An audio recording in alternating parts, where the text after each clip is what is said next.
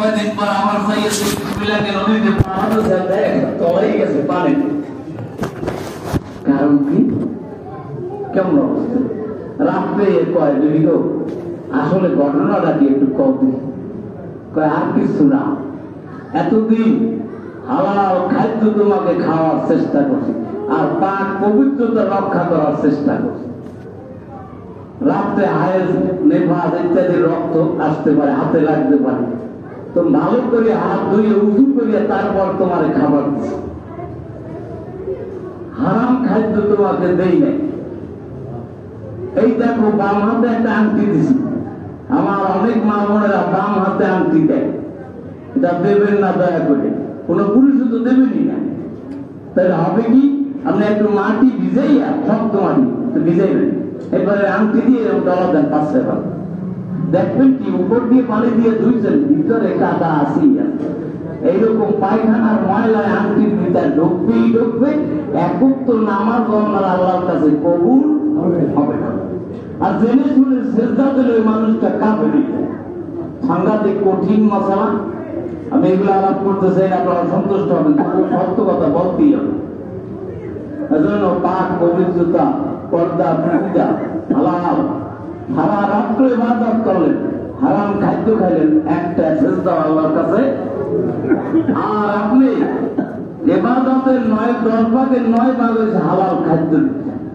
একটা দৃষ্টান্ত দিয়ে দোয়া করবো। ইমাম শাফি রহমাতুল্লাহ আলাইহি, ইমাম আহমদ, ইমাম মালিক রহমাতুল্লাহ বাড়িতে বেড়াইতে গেছে। ইমাম মালিক রহমাতুল্লাহ শরীফুল ডাকে, বাবা আজকে আমার বাড়িতে এমন একজন মেহমান আসছে, আল্লাহর জমিনে এত বড় মেহমান আর নাই। যেমন বড় আলেম, তেমন কোরআনের হাফেজ, তেমন আমল আখলাক, সব দিক দিয়ে সবচেয়ে ইবাদত করে বেশি, খায় কম, ঘুমায় কম। খায় কম, ঘুমায় কম, ইবাদত করে বেশি। এবং শাফি রহমাতুল্লাহ রাত্রে খাবার খেয়ে ঘুমাই গেছে, সকালে উঠেছে, ওঠে নতুন পদরক্ত হয়েছে। নামাজ টামাজ পড়ার পর ছেলেরা কয়, আব্বা কাইল কইলেন কি আর ঘটনা কি? কইলেন খায় কম, এতে কয়েকজন খাবার একত্রে খেয়ে ফেলেছে। ঘুমায় কম, এতে ঘুমাইল সারা রাত্র, ইবাদত করে বেশি, রাত্রে মোটেও ইবাদত করল। 3 দিয়ে গুণ করলেন, একটাও নাই তার ভিতরে। তাহলে কেমন? শাফি রহমাতুল্লাহ রাখছেন, আমার ছেলেগুলোর কাছে এরকম বলছি, আপনি এরকম কাজ করেছেন। এবং শাফি রহমাতুল্লাহ বলেন, ভাই গো কালকে যে খাবার দিয়েছেন আমার সামনে, এতগুলো হালাল খাদ্য আমি জীবনে কোনোদিন দেখি না। মনে চাইছিল পেটে যদি ফাঁকা থাকতো তাহলে আরেকটু খেতাম। কয় যে হালাল খাদ্য খাইয়ে যদি ঘুমায় তাতে যে সওয়াব হয়, হারাম খাদ্য খেয়ে সারা রাত ঘুমাইলো, ওর এক বিন্দু সওয়াব আমল নামায় লেখা হবে না। আমি যে ইবাদত করি না, তবু হালাল খাদ্যের গুণে আল্লাহুম্মা বিসমিকা মুতাহিয়া, মরা বাসা আল্লাহ তোমার পর, আমি তোমার নামে শুয়ে গেলাম। আপনি যদি এই অবস্থায় আমি যদি মারা যাই, আমার নবী বলেন কাল কিয়ামতে এসে শহীদদের কাতারে উঠবে। জিজ্ঞাসা করবে, তো শহীদ না হলাম? জিজ্ঞাসা করবে কেন তোমার শহীদের কাতারে আসো? আল্লাহ ভাই বলবেন, ফেরেশতারে আমার এই বান্দা আর কার কাছে বলে না, আমার কাছে বলছে। আমার কাছে বলে রাত্রে ঘুমিয়ে গেছে, আমার জিম্মা রেখে আমি তার মৃত্যু দিয়েছি। আমি আল্লাহ জিম্মাদার হইয়া তাকে শহীদি দরজা দিয়ে দিলাম।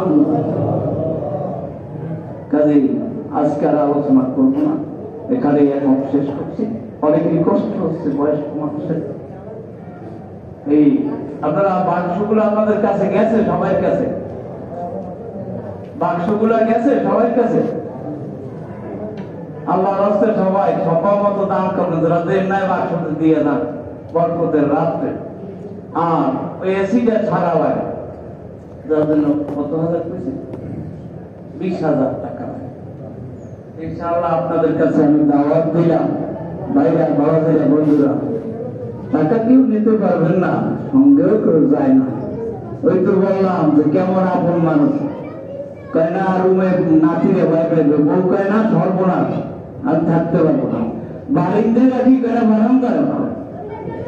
আল্লাহ ছাড়া কেউ আপন নাই। মরার পরে আজকে জমায় আলোচনা করছে 4টা কাজ। কয়টা কাজ? 1 নম্বরে দাফন কাফন করা, 2 নম্বরে তার দেনা পরিশোধ করা, মাইয়াতের দেনা, 3 নম্বরে তার ওসিয়াত পূরণ করা। ওসিয়াত তেজ্য সম্পত্তি 3 ভাগের 1 ভাগের বেশি হতে পারবে না, 3 ভাগের 1 ভাগের বেশি। 4 নম্বরে পরিত্যক্ত সম্পত্তি সুষম বন্টন করা, সুষম বন্টন। এই 4টে কাজ যার উত্তরাধিকার থাকবে। ইনশাআল্লাহ আপনাদের কাছে দাওয়াত দিলাম। আর হাফেজ সাহেব এবার নতুন আসবে ইনশাআল্লাহ, নতুন একজন রাখছি। তো মরবারের হাফেজ সাহেব একজন এনেছে, নতুন হাফেজ সাহেব একবার ছোট্ট মানুষ, খুব ভালো, অত্যন্ত ভালো। সে 3 জায়গায় ফার্স্ট হয়েছে, এজন্য ছেলেটাকে একজন খাওয়ান দরকার। অনেকেই মনে করেন আমি খাওয়াইতাম, তখন আমি সরকার থেকে বেতন পাইতাম, স্কুল থেকে পাইতাম, কোচিং সেন্টার আসছিল, বাইরে পড়াইতাম। এখন তো কিছুই নাই, ছেলেটা অ্যাক্সিডেন্ট ঘরে পড়ে রয়েছে। তো এই পরে আর মনে এরকম কায়দা, কাজে আমি আর পারতেছি না। এই জন্য আপনাদের ভিতর থেকে আলহামদুলিল্লাহ সভাপতি সাহেব বলছেন ছেলেটা তার। আর এই যে এসিটা সারার ব্যাপারে সবাই একটু দিলে খেয়াল করবেন। আর 3টা কার্পেটের কথা বলছিলাম, ঠিক তো নয়, তবুও যদি হয় ওই কার্পেট গুলো তাহলে পায়রা দিতে পারে। অনেকের বাবার কথা মনে করে, মায়ের কথা মনে করে যে মসজিদে 3টা কার্পেট, ছোট কার্পেটের বাড়ানো 3টা কার্পেট দেবেন ইনশাআল্লাহ। আমি এই দাবি দেখে বরকতের রাখে আপনার সারা রাত্র নামাজ পড়বেন। কিরকম নামাজ পড়বেন? 2 রাকাত নফল নামাজের নিয়ত করবেন। কয় রাকাত? 2 রাকাত নফল নামাজের নিয়ত করে সূরা ফাতিহা পড়বেন। ফাতিহা পড়ে 3 বার সূরা ইখলাস পড়বেন, 5 বার, 7 বার, 25 বার, 50 বার। তাহলে আমার সেই আমার লোকসান না হয়। হ্যাঁ, বাহাল একটু অনেক আছে, কেনা সিন্ধা তাকে ওই দেন না, উল্টো আছে ওই দিতে ফাঁকা দেয়াল বড়িয়া মুখ আটকে এবার মতন ওই জায়গায় কতটুকু ফাউল হয়েছে। আনতে আনতে মারিয়ে দেয় কি কাপড়, জামা ভিজে গেছে, কাপড় সব ভিজে, ভিতরে তেল নেই, মোটে উপরে যেগুলো আছে আর অর্ধেক আছে। তো ভাও খাইতে গেলে কিন্তু বেঁকে যাইতে পারে। কাজেই ওই নামাজ তুই হিসাবই করেন যে 24 ফিট বললাম, এই 25 ফিট বললাম, তাহলে নামাজ দিবি না। কাজেই খাওয়াতে দরকার নেই, অন্তত পক্ষে 3 বার করে সূরা ইখলাস পড়েন, সূরা ফাতিহা 1 বার, সূরা ইখলাস 3 বার বা 5 বার যদি পারেন মনে রাখতে পারেন স্বাভাবিক। হাতে গুনবেন না, আবার গোনার খেয়াল করবেন না। আমি ইনশাআল্লাহ একবার সূরা ফাতিহা 3 বার সূরা ইখলাস পড়ে 2 রাকাত পড়ে জানে ভাই সালাম দিয়ে দরুদ শরীফ পড়েন। 4 রাকাত পড়ে যত রাকাত পড়েন, এটা 12 রাকাত নামাজ বলে, এর দলিল পত্র কোথাও নাই। এগুলো বানানো কথা, আজগুবি কথা। আজকে হাদিসে শুনাইলাম যে রাত জেগে থাকবেন আর কালকে দিনে রোজা রাখবেন ইনশাআল্লাহ। তার চেষ্টা আল্লাহ পাক ফজরের নামাজ কয়টায় দিলে ভালো হয়? আমরা তো পড়ি 6টা 5-এ, তার সাথে যদি আধা ঘন্টা আগে আনি কত হয়? 5:30 একটু বেশি হয়ে যায়, 35 অসুবিধা নেই।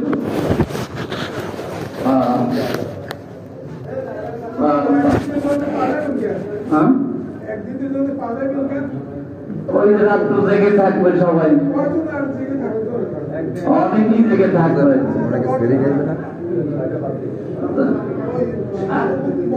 কি করেন আপনারা? তাই বলে রাখবো? আচ্ছা ঠিক আছে, সবাই মতামতের উপরেই আচ্ছা যারা বলবে যারা আসবে সেটি ইনশাআল্লাহ। তো আমরা 6টা বাসি ফজর পড়বো, আর আপনারা সারা রাত তো জিকির করবেন, ইবাদত করবেন। একজনের ইবাদতে যেন আরেকজনের ক্ষতি না হয়। আমি একটা জিনিস বলি, অনেকের দ্বারা নামাজ পড়ে এরকম শুনি,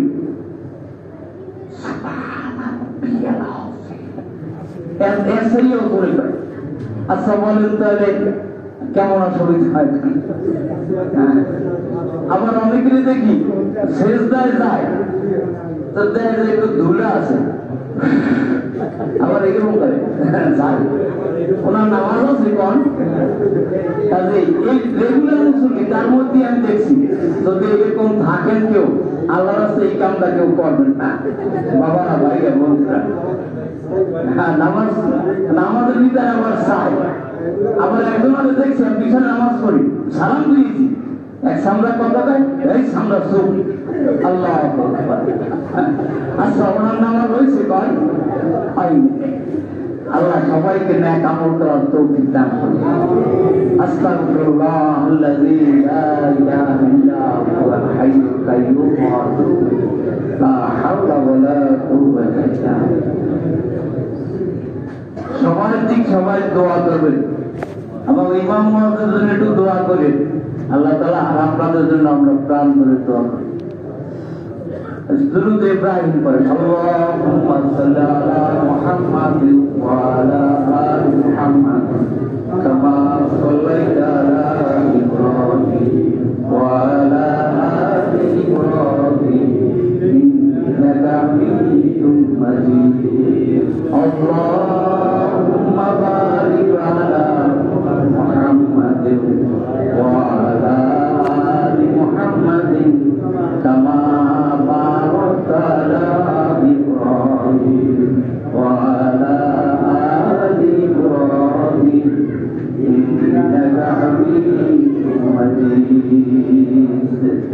বেশি বেশি তওবা করবেন, আল্লাহর কাছে রোনাজারি করবেন।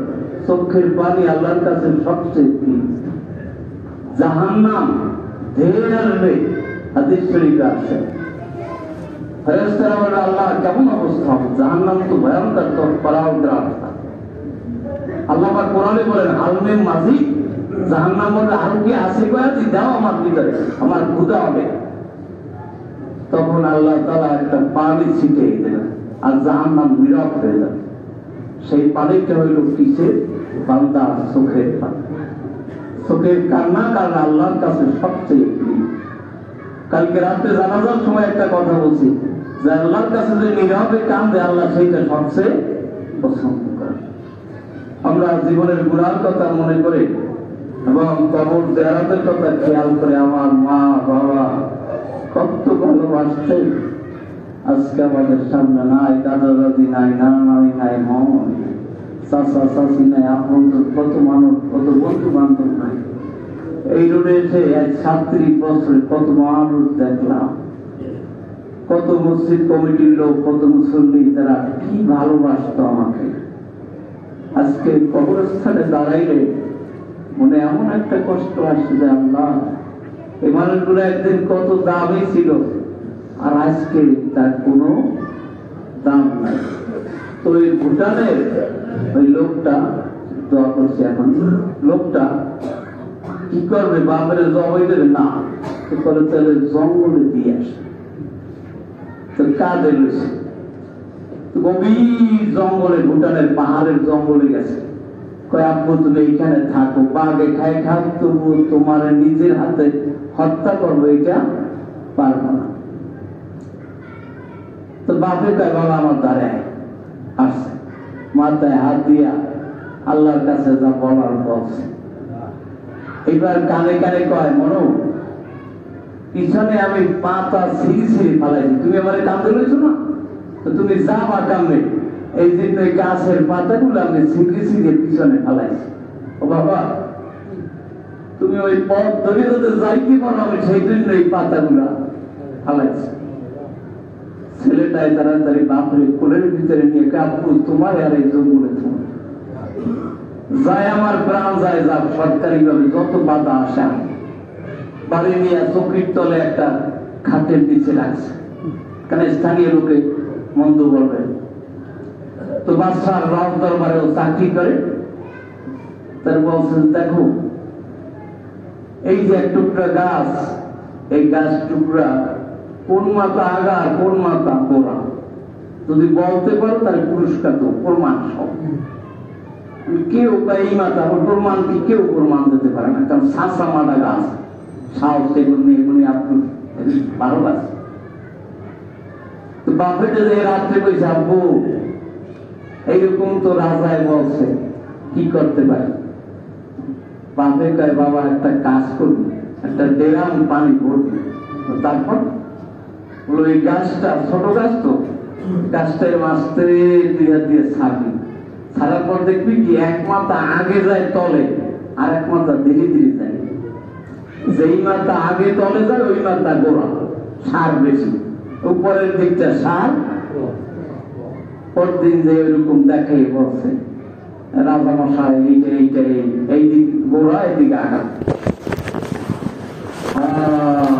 বলে আচ্ছা, আগুনে জ্বালানো গাছ দড়িতে পড়বা, আগুনের পেছনে গাছ দড়িতে পেছানো, কিন্তু দড়ি থাকবে ঠিক মতো, আগুনে জ্বলে দেবে।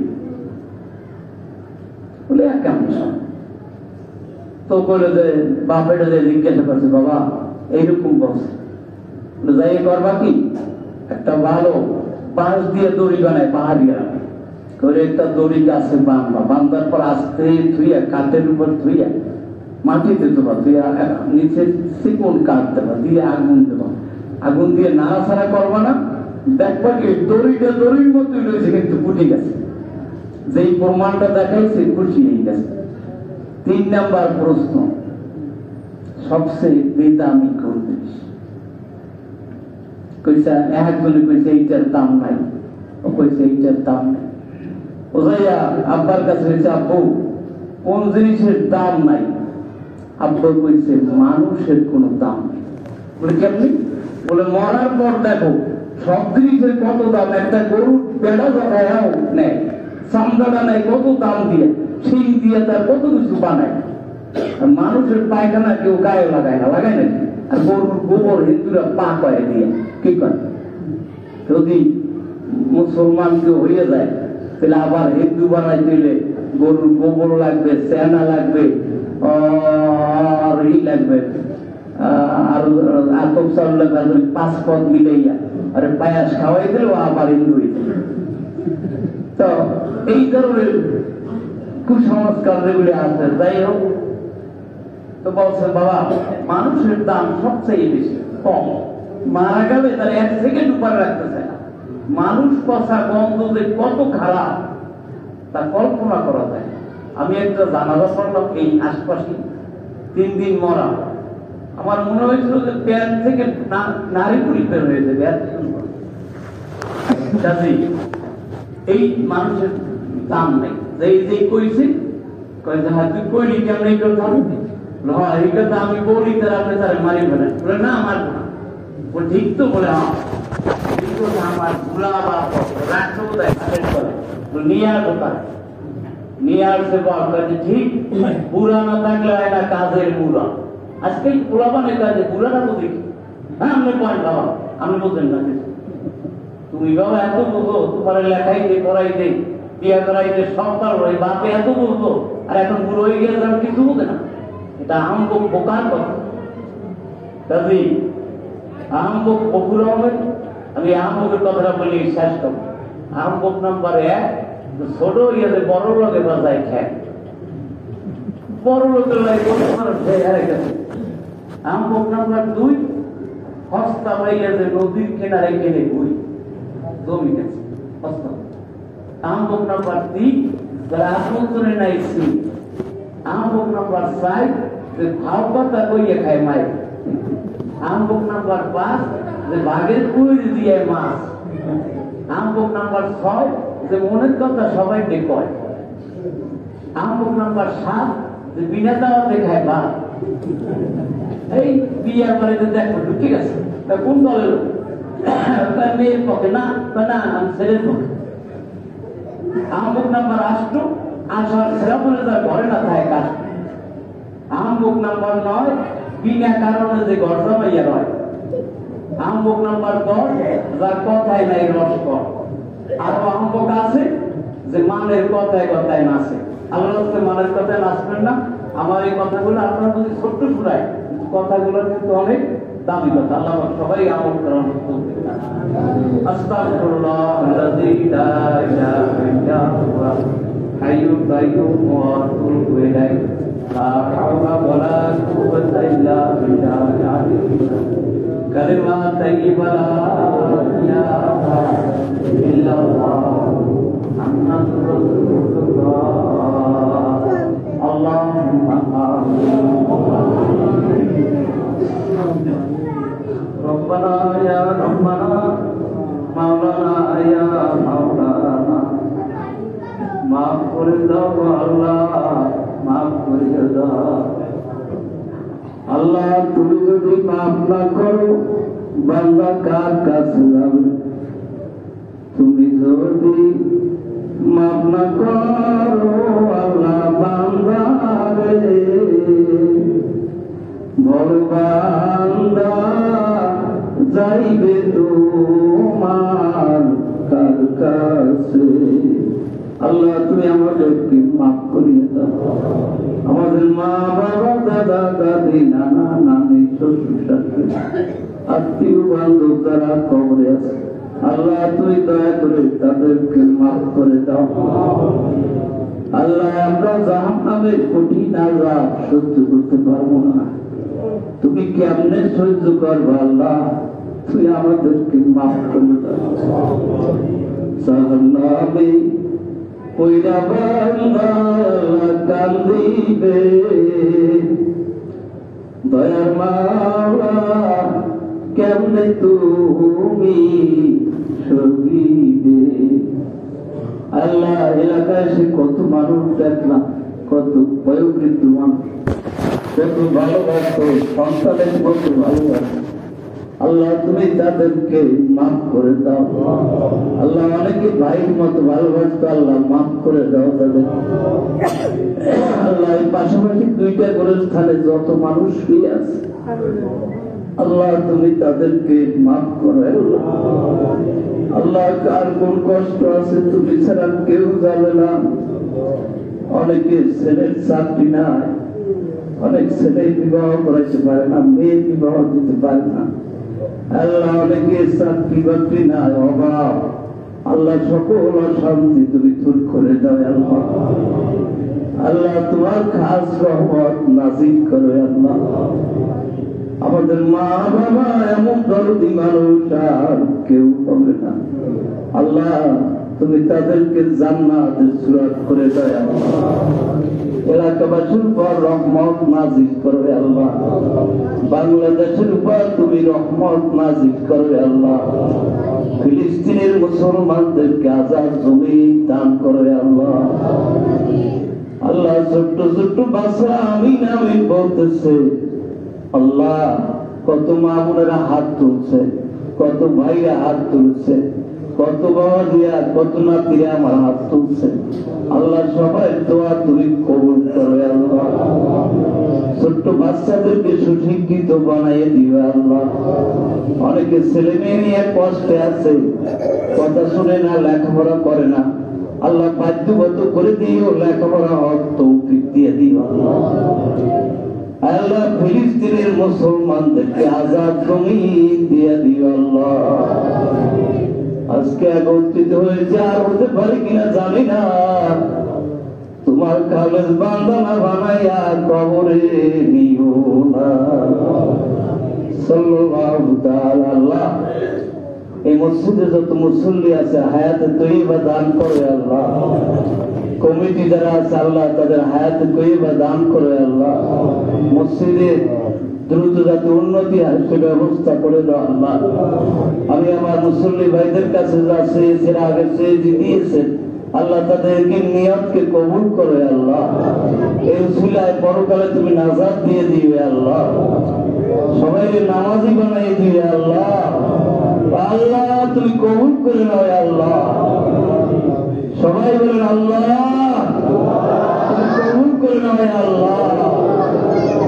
সাল্লাল্লাহু الله تعالى على خلق محمد وآله وصحبه وأهل بيته أجمعين وارحمنا معهم برحمتك يا أرحم الراحمين السلام عليكم ورحمة الله তারপর ব্যবস্থা আছে দুইজন যুবক আসবো